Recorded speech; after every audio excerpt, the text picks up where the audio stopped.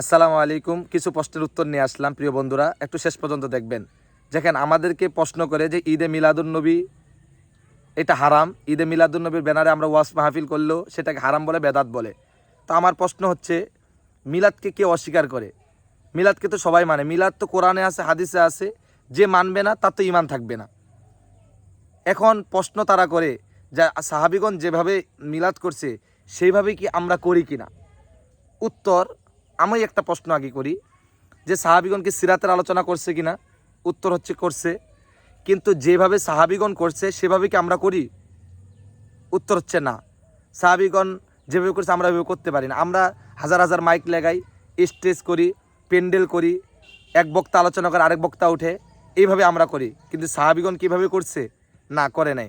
তাহলে আপনি কাইফিয়ত ভিন্নতা থাকতে পারে, কাইফিয়তের কারণে যদি আপনি মিলাদুন্নবীকে আপনি যদি বেদাত বলেন, হারাম বলেন, তাহলে তো আপনার প্রত্যেকটা কাজে হারাম বেদাত। সেটাকে আপনারা কেন হারাম বেদাত বলেন না? আমরা তো বেদাতের সংজ্ঞাই জানি না। ইমাম সাকাবি বলছেন, আল বেদাতু ফিল মাকাসিদ ওয়ালা ফিল ওয়াসাইল। বেদাত দেখতে হয় মূল মাকসাদে।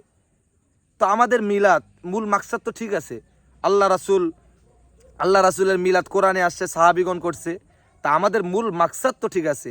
আপনি কাইফিয়তের কারণে যদি আপনি আমাদের হারাম বলেন, বেদাত বলেন, তাহলে তো হলো না। আমাদের মূল মাকসাদ ঠিক, কিন্তু কাইফিয়ত ভিন্নতা থাকতে পারে। প্রিয় বন্ধুরা, এখন আসেন, আমাদেরকে অনেকে প্রশ্ন করে যে ঈদ আবার কোথায় পাইল? শরীয়তে তো ঈদ দুইটা। আচ্ছা, ঈদ মানেটা কি? এটা কি আমরা জানি? ঈদ মানেটা কি? ঈদ অর্থ হচ্ছে খুশি। যে জিনিসটা ঘটে একবার, মনে পড়ে বারবার। যে জিনিসটা ঘটে একবার, মনে পড়ে বারবার, আনন্দ হয় ততবার। প্রিয় বন্ধুরা, এটাকেই বলে ঈদ। আদম আলাইহিস সালামের জন্ম একবার হয়েছিলেন, কিন্তু শুক্রবার আমরা আমাদের মনে পড়ে কি না? পড়ে। নবী করিম সাল্লাল্লাহু আলাইহি সাল্লাম মা আমেনার গর্ভে জন্মগ্রহণ করেছেন 12 রবিউল আউয়াল। সেই কারণে আমাদের অন্তরে যেটা খুশি, নবী করিম সাল্লাল্লাহু আলাইহি সাল্লাম 12 রবিউল আউয়াল একবারে জন্মগ্রহণ করেছেন, কিন্তু প্রতি বছরই আমাদের মনে আসে কি না? আসে। এটাই হচ্ছে ঈদ। ঈদ আমরা ঈদে মিলাদুল্লাহ নবী লাগাই, সেটা হচ্ছে খুশির কারণে। ঈদ অর্থই হচ্ছে খুশি। তাহলে ঈদ কেন লাগা যাবে না? বলে যে ঈদের নামাজ আছে কিনা, এই ঈদের আবার নামাজ আছে কিনা, রোজা আছে কিনা। আল্লাহ রাসূল সাল্লাল্লাহু আলাইহি সাল্লাম ঈদের জন্মের সময় সোমবারে রোজা রাখছেন। সুবহানাল্লাহ। তাহলে যদি আল্লাহ রাসূল যদি নামাজের প্রয়োজন হইতো, তাহলে নামাজই দিত। ঈদের আল্লাহ রাসূলের জন্মের খুশিতে তিনি রোজা রাখছেন। রোজা আমরাও রাখি, আমরাও নবীর আলোচনা করি। কিন্তু নামাজ যদি আল্লাহ রাসূল দিতেন, তাহলে তো প্রকাশ্য হইতো যে ঈদ আমার জন্মের কারণে নামাজ পড়ো, তোমরাও নামাজ পড়ো। তা আমরা তো, আল্লাহ রাসূল তো নামাজ পড়তে বলে নেই, রোজা রাখতে বলছেন, আমরাও রোজা রাখি। প্রিয় হাজিরিন, কাইফিয়তের কারণে, প্রিয় বন্ধুরা, কাইফিয়তের কারণে আপনি বেদাত বলতে পারবেন না। কাইফিয়তের ভিন্নতা থাকতেই পারে। দেখেন, আমাদের কিছু ভাই প্রশ্ন করে 12 রবিউল আউয়াল নবীজি জন্মগ্রহণ করেছেন, আবার মৃত্যুবরণও করেছেন, তাহলে আমরা শোক কেন পালন করি না? তারা প্রশ্ন করে। ভাই, আপনারা হয়তো অনেক বড় জ্ঞানী, হয়তো নবীর সম্মানের ক্ষেত্রে আপনাদের দলিলের প্রয়োজন হয়, কিন্তু আপনারা সঠিক দলিলগুলো এখনও খুঁজে পান না।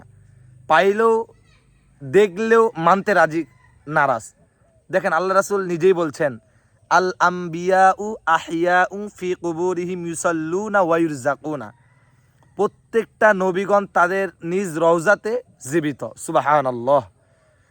তা আমাদের আকীদা হচ্ছে, আমাদের বিশ্বাস হচ্ছে, আমরা নবীগণদেরকে জীবিত মনে করি। তাদের রওজাতে তারা জীবিত, সেখানে তারা নামাজ পড়ে, সেখানে তারা রিজিক পায়, খাদ্য পায়। সম্মানিত প্রিয় বন্ধুরা, তাহলে জীবিত মানুষের কিভাবে শোক হয়? জীবিত মানুষের কি শোক হয়? জীবিত মানুষের তো জানাজা হয় না। তা আল্লাহ রাসূলের জানাজা হয়েছে, একটা দলিল আছে? আল্লাহ রাসূলের জানাজা কি হয়েছিল? না। উত্তর না। তাহলে আমরা কিভাবে শোক পালন করবো আল্লাহ রাসূলের? আমাদের তো বিশ্বাস আল্লাহ রাসূল জীবিত। আল্লাহ রাসূল তো নিজেই বলছে, মৃত্যুর আগের দিনগুলো তোমাদের জন্য নিয়ামত, আমার মৃত্যুর পরেও এগুলো তোমাদের জন্য নিয়ামত। তো আমরা তো নিয়ামত মনে করি। আল্লাহ রাসূল এখনও জীবিত তার রওজার মধ্যে। প্রিয় বন্ধুরা, আমাদের আরেকটি উত্তর আছে যে একটা মানুষের শোক কতদিন থাকতে পারে। ধরলাম আল্লাহ রাসূল মৃত্যুবরণ করেছে, আপনাদের কথায় শোক কয়দিন থাকতে পারে? 3 দিন, 4 দিন, 40 দিন, এর বেশি তো নয়। 1500 বছর পরে আপনি আসে আমাদেরকে বলতেছেন যে আল্লাহ রাসূল মৃত্যুবরণ করছে, সেটা শোক তোমরা কেন পালন করো না? এটা তো তোমাদের ভাউতাবাজি কথা, ধোঁকাবাজি কথা, শয়তানি কথা। শোক তো বেশি দিন থাকে না, আনন্দ বেশি দিন থাকে। আনন্দ বারবার হয়, শোক বেশি দিন হয় না। প্রিয় বন্ধুরা, এই জন্য কাইফিয়তের কারণে, কাইফিয়তের ভিন্নতার কারণে আপনি বেদাত বলবেন, হারাম বলবেন, সেটা হয় না। আল্লাহ তাআলা আমাদের সবাইকে সঠিক বুঝদান করুক। হয়তো আলোচনার মধ্যে কিছু ভুল ত্রুটি হতে পারে, এই ভুল ত্রুটিগুলো সকলে ক্ষমার দৃষ্টিতে দেখবেন। ভুল থাকলে কমেন্ট বক্সে বলবেন। কিন্তু কাইফিয়তের কারণে কখনো আপনি ঈদে মিলাদুন নবীকে বেদাত বলতে পারবেন না।